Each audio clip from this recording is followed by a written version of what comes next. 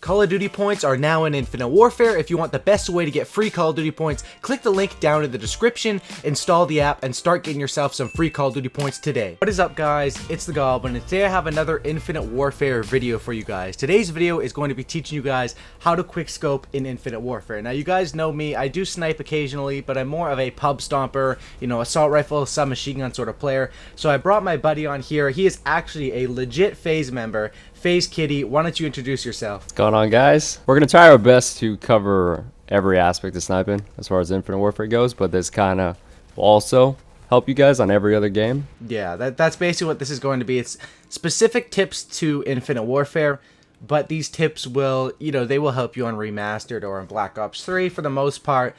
Some tips stay the same every year, but change a little bit to the game. Now, you guys can definitely go and check out his channel down in the description. I recommend you guys all go and subscribe to him. He's a really good sniper.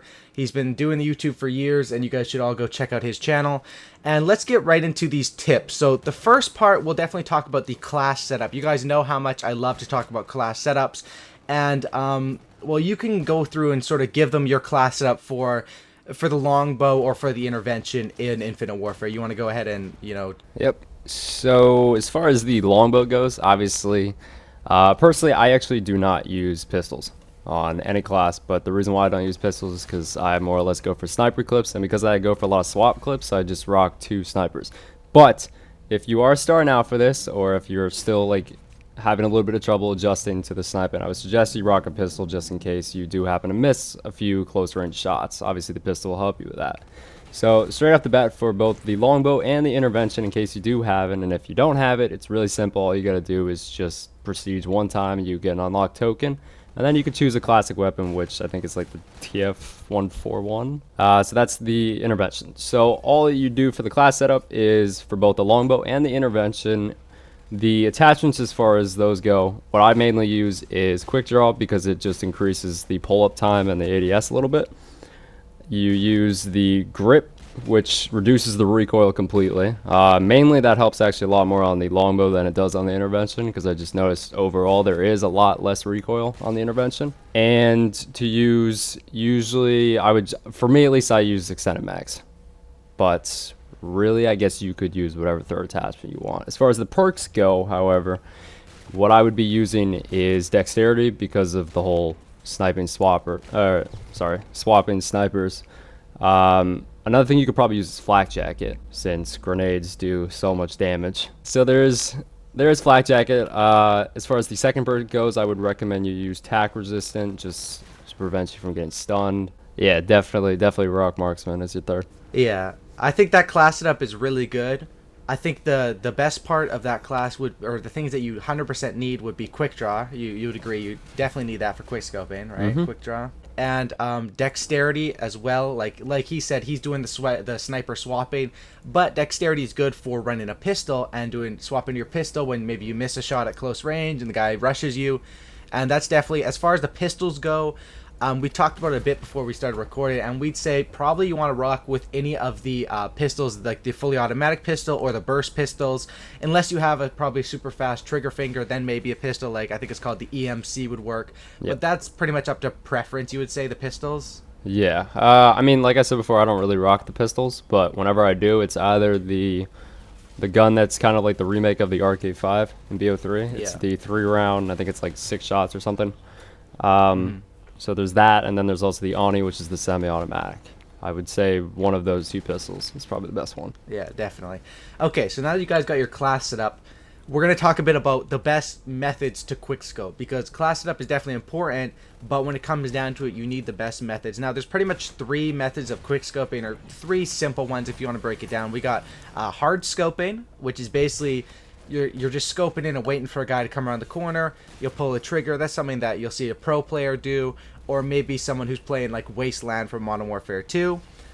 Your other ones are going to be quick scoping and drag scoping. So do you want to explain quickly the difference between quick scoping and drag scoping, and which one is better for this game?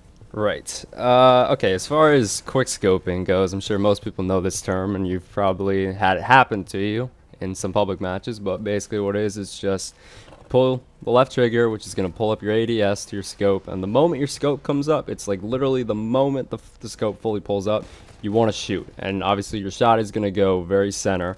Now, especially on IW, but overall most games, what they did is they released this patch, which also did the flinch thing I was talking about earlier.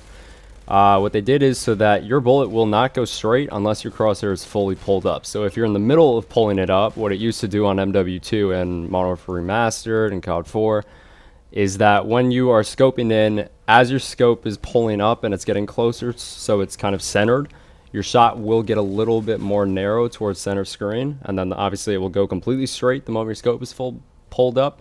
But on IW with this recent patch, your bullet will be completely random as if you're no-scoping unless your crosshair is fully pulled up. That's quickscoping. You just want to shoot the moment your crosshair is fully up. Drag scoping, however, is usually where you'll scope, and this more or less was really stressed out when people played BO1, was because if you guys remember the sway on the scope, it wasn't very center. Even when you tried to hold your breath, it wasn't very straight. It took a second. So what people learned how to do, and this BO1's the game that I started on too, so this actually took me a while to adjust this as well. But what it was is that you would scope maybe an inch or two away from somebody, and then last second you would, as you're trying to hold your breath to stabilize the shot, you would try to drag over, and as you're swiping across your screen, you would try to shoot and time it as if it was dead center of the target. So that's kind of what drag scoping is. Drag scoping is more or less based on, it's not as direct. But with that being said, you have more leeway to aim at different targets rather than, and you have more time in scope to actually hit the guy rather than quick scoping. Usually you just want to fire the moment your crosshair is up. Yeah, definitely. Drag scoping is the thing that's my favorite way of doing it. It works better in different CODs, and obviously it changes throughout the years of Call of Duty. But that's basically how I would do it. Is I would scope in like basically a little bit to the right of the guy, slide to the left, hit him like sort of like a drive-by shot or whatever. You know what I'm talking about? Right. And that's basically how I would do drag scoping. But definitely lining up your crosshair when you're going to quick scope is probably the main key here. Like he said, you want to line it up and you want to pull the trigger at that exact moment when the scope pops up. That's basically how you want to quick scope in Infinite Warfare. So let's go into a little bit of your favorite snipers, and I think most people on this game is, I mean, some of the snipers are weird. Like, I have that one sniper that turns into an assault rifle. I've been using that one. I have the nuke variant with that one. I almost got a nuke with that, which is, I don't know how that's even a sniper, because I just go fully auto with it as an assault rifle. It's pretty good. Yep. But what would you say as far as the longbow versus the TF141 or the intervention? What's the difference between the two? If you could just, wrap that up very quickly for people. Right. This actually falls back to what we first mentioned about playstyle. This is definitely going to change for you, even if no matter how good or how bad you may be, if you're brand new or if you've been sniping for years, you're going to know this is true about those two guns, is that your playstyle needs to change. You can't really play as aggressively with the longbow versus the TF141 because of the fire rate on the gun. Obviously on the longbow it's a lot slower. You can still pop off a quad feed, you can still take 4 shots and still kill 4 people, and it will be on the kill feed, but not for long. Even if you hit all 4 shots as fast as you possibly can with the longbow, if you can shoot as quick as you can, it will not stay there for very long. And this is what a lot of people were pretty mad about when the game first came out, as far as like the beta testing goes. So people fell back to the TF141, which has a much faster fire rate, quick enough that you can hit point stacks, or what snipers like to call them multis. But as far as hit markers go, you definitely do get more hit markers with the TF141 rather than the longbow. The longbow pretty much is a guaranteed one shot unless you actually shoot somebody in the foot. That's pretty much the only way. Okay, so it's basically depends on your playstyle. More of a quick scoping, you're going to want to go with the intervention. More of maybe if you're sitting back trying to watch a spawn point or something, the longbow is probably more reliable. I got the intervention at my third prestige. At my first prestige I got the UMP, of course, but my third prestige I got the intervention, and I've been using it a bit, and there's definitely is a big difference, I would say, with the speeds between the longbow and the intervention. And I think both of us agree the intervention is the one if you want to try to hit those quad feeds or get those nice clips, right? You agree with that? Pretty much. If you have a very aggressive playstyle, if you don't like to sit back and you like to just straight rush at people as if you were using a submachine gun or something, then the intervention would definitely be something you would want to use as far as sniping goes. you could still play aggressively with the longbow. It's just if you happen to run into like 2 or 3 people at the same time, there's a very good chance you won't be able to kill them. You might be able to get 1 or 2, but you'll probably die because of the fire rate. Yeah, so there's a little bit of a difference there. You guys can decide for yourself. As far as the last tip we have, basically talking about the general game modes, I think both of us would say the best game modes for quickscoping, or definitely for, you know, trying to get it down. Of course, there's a difference. Like, ground war is probably pretty good for hitting clips because there's more people. You can hit triples or whatever when so many people are on a map like Grounded or whatever. There's that one building everyone runs through.